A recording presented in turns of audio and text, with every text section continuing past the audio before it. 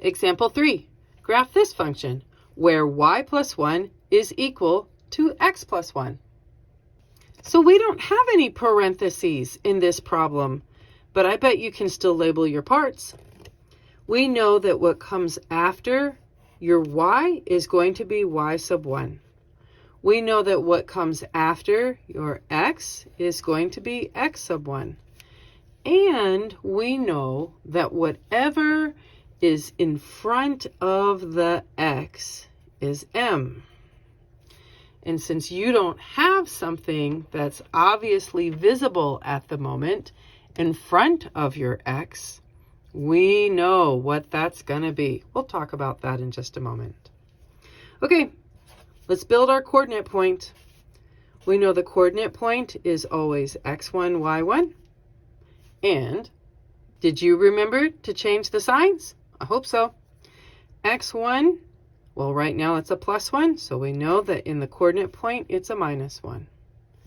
And y1, right now in the equation it's a plus 1, so that will also be a minus 1 in the coordinate point. Okay, let's go plot that point.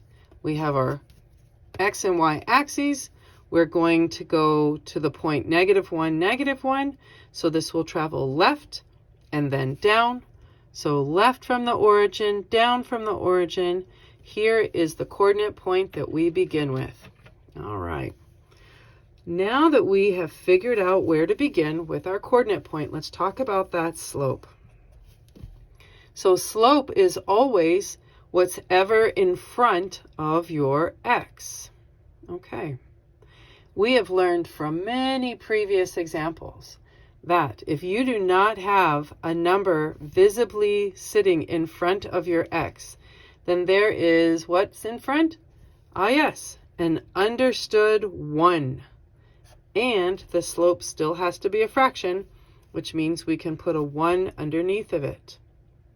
So our slope is a positive 1 moving up and to the right from our original coordinate point of -1, -1, placing it right here at the origin.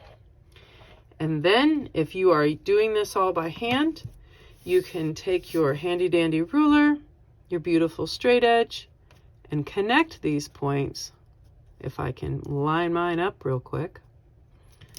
Some days things are just a little easier than others, and that's okay.